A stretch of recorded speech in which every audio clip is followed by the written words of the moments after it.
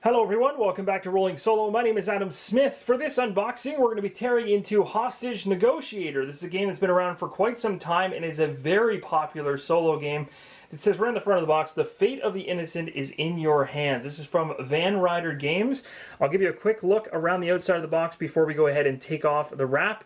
You can see here, one player, 15 to 30 minutes. This is what I love to see, games that are just directly at solo only. And I'm going to go ahead and tear off the packaging so that we can read this without any glare. There we go. We got the plastic wrap off and the Hostage Negotiator is ready to be looked at from all angles. So you can see here, again, as I mentioned, this is the side of the box. So depending on which side you want to show on your shelf, that's what all the sides look like. The back of the box looks like this. It says, "Crisis, today you've got the call. It only happens on rare occasions, but it is what you have spent your life preparing and training for. Hostages have been taken. You head to the command center near the scene. The crisis commander briefs you on the situation. Then you pick up the phone and the mental jousting begins." So the Hostage Negotiator is a solitaire game and dice game where you play the role of a hostage negotiator. You have the responsibility and the burden of negotiating with a hostile abductor who's taken hostages. You got to use your wits to adapt to whatever the situation throws your way to save the hostages and win the game. In Hostage Negotiator, you can use conversation cards to carry out several conversations with the abductor. You'll resolve cards by rolling dice, and your success or failure largely depends on your ability to control the abductor's threat level. In the meantime, you'll need to acquire more conversation points so that you can buy more cards.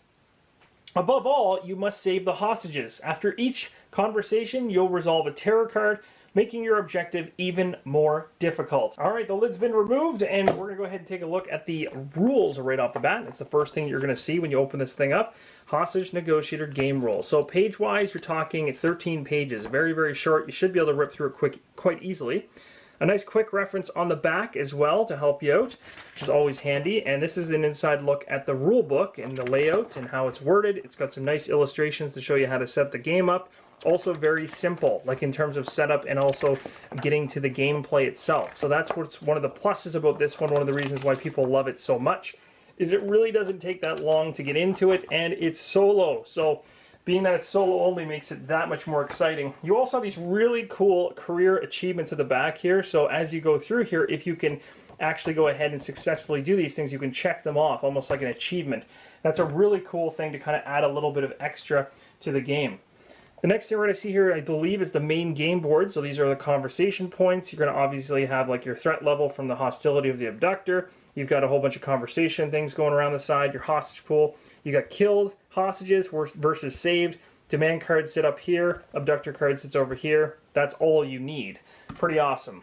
Then it comes into some wooden tokens. So you got different individuals, I'm guessing, that are the hostages, or maybe represented by these yellow ones, and you've got the red one.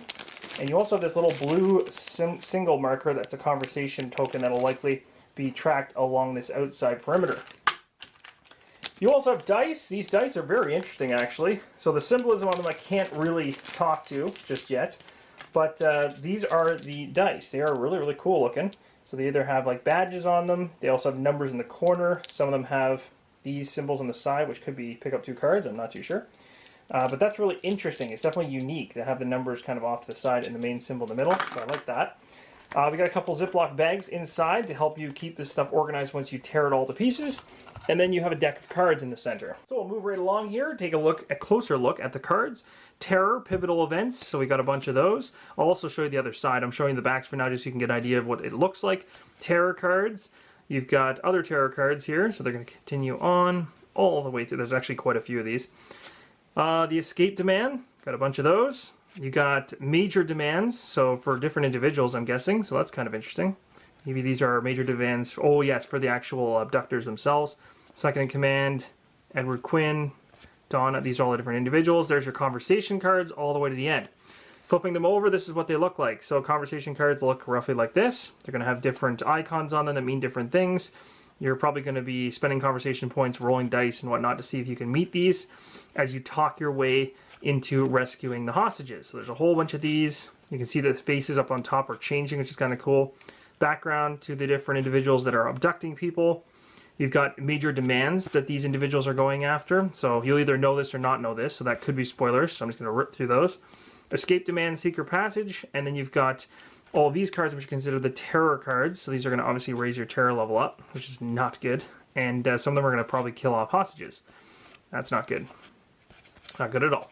And then the other terror cards are on the other side of this. And they look like that. So this is really interesting. I'm actually really, first off, right off the top, I really like the fact that it's super small and compact. I cannot wait to give this a shot. This is going to be one of those games that I'm probably going to take with me traveling because of how small it is.